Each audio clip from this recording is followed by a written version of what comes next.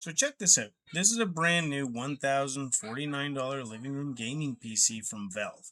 You'll see that the pricing that I have on the picture, it's in Canadian dollars. And this is a PlayStation 5, which costs around $500 or $749 Canadian, as we are Canadians. One of them promises to bring the glorious, uncompromising world of PC gaming to your couch in a tiny, quiet box. And the other is a console. Now, you'd assume that the machine that costs over double the price would deliver dramatically better 4K gaming experience, right? You'd expect it to be faster, sharper, and a lot more capable.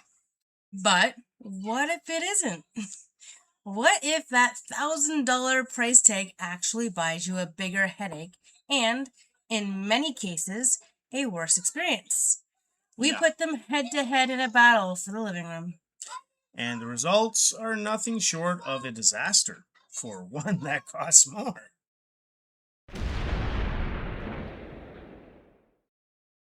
All right, so let's start with the price because that's the heart of the problem.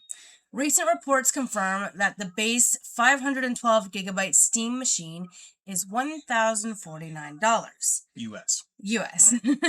If you want a more reasonable 2 terabyte of storage, that jumps to $1,349. Yeah. And if you need a controller with that, the bundles push the price to $1,128 and $1,428 respectively. And if you're a Canadian like us, you're paying a lot more than that. Oh my gosh, I wouldn't even want to look at the price for Canadians. Yeah, so wait. So for the price of one base model Steam machine, you could buy a PS5, an extra controller, a whole stack of games, and still have enough money left over for a very nice dinner. Maybe two very nice dinners. Exactly. So why is it so expensive? Well, reports suggest that rising component costs are a major factor. Massive demand from the AI industry has apparently caused the price of RAM and SSDs to skyrocket. Yeah. Valve themselves have cited this as a reason for the high price. Okay, so but here's what I don't get. Sony and Microsoft often sell their consoles at or below cost because they make their money back on games. Can't Steam do the same thing? They have a Steam store. And that's the critical difference. It seems Valve is positioning the Steam machine as a PC, and like other PC manufacturers, they aren't subsidizing the hardware. Yeah. Their philosophy is it's basically has always been about open platforms, which is noble, but the practical result is that they're passing the entire market inflated cost of a difficult supply chain directly onto you. So let me get this straight. You aren't paying a premium price for a high-end machine. You're paying a premium price for a kind of mid-range PC that got caught in a global component crisis. And that distinction changes absolutely everything.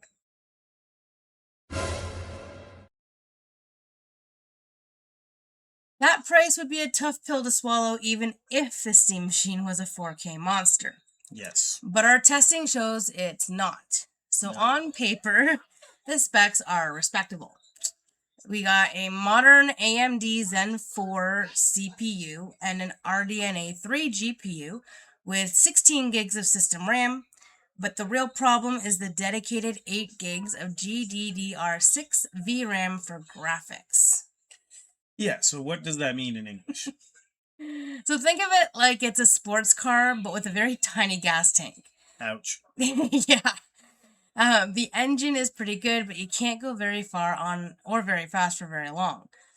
The PS5 uses a flexible 16 gigabyte memory pool where it can give 10 or even 12 gigabytes to graphics when needed, which is a huge advantage for high resolution textures. Ah.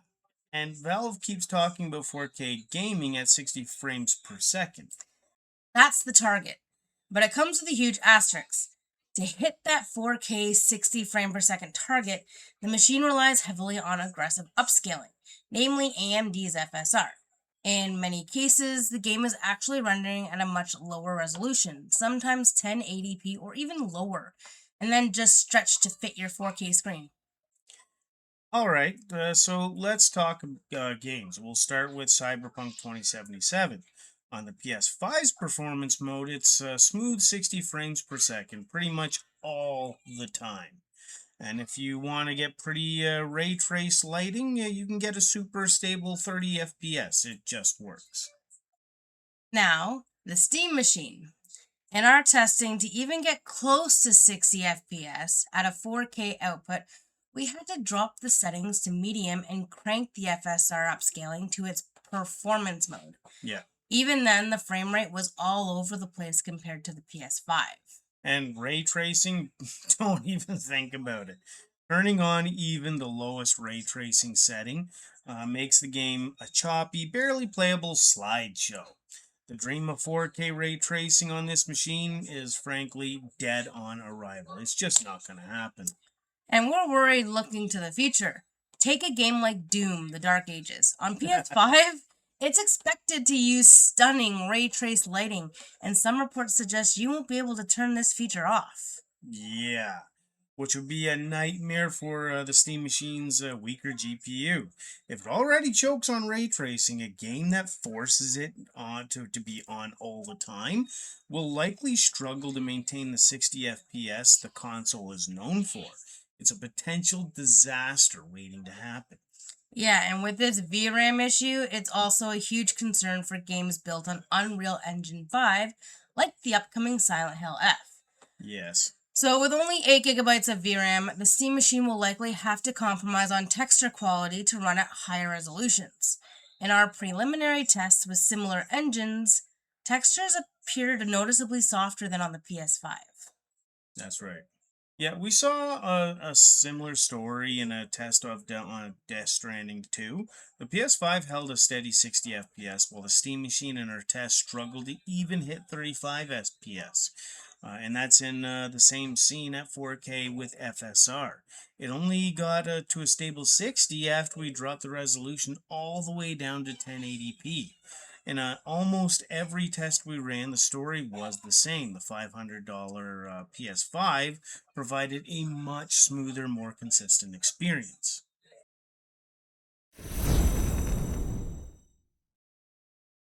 Performance is only half the story. The other half is the user experience. And this is where the Steam Machine truly becomes a disaster for the living room. The beauty of a console like the PS5 is its simplicity. You plug it in, you download a game, you play. It just works. The system is optimized. The developers build their games for that exact hardware. Now, the Steam Machine, despite its console-like shell, is a PC at heart. Yeah.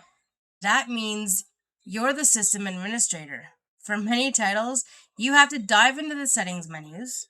You got to tweak every graphical option and adjust FSR profiles just to find a stable frame rate. It's not a one-time setup. It's a per-game ritual. It's like a second job.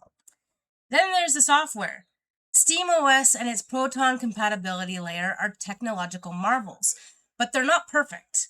Want to play a game that isn't on Steam? You'll need to use third-party tools like Lutris or Heroic Games Launcher. Yeah, that's fun. It's doable, but it's extra steps which no one likes to do, especially when they want to play a game. And some of the biggest multiplayer games on the planet, like Apex Legends, still don't work because of their anti-cheat software. While some anti-cheat is now supported on Proton, it's up to the developers to enable it. In some of the major titles, that just hasn't happened. That's a deal breaker for me. This is the hidden cost. It's not just the extra money you pay up front, it's the hours you're going to spend troubleshooting and tweaking. That is the exact opposite of the living room gaming dream. The PS5 offers a streamlined experience. The Steam Machine offers a part-time job as an IT technician. No one wants that. No. Not even the IT technicians want to be IT technicians.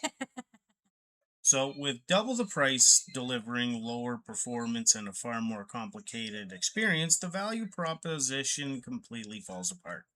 I have to ask, would you ever pay over $1,000 for a living room box that forces you to constantly compromise? Let us know in the comments below.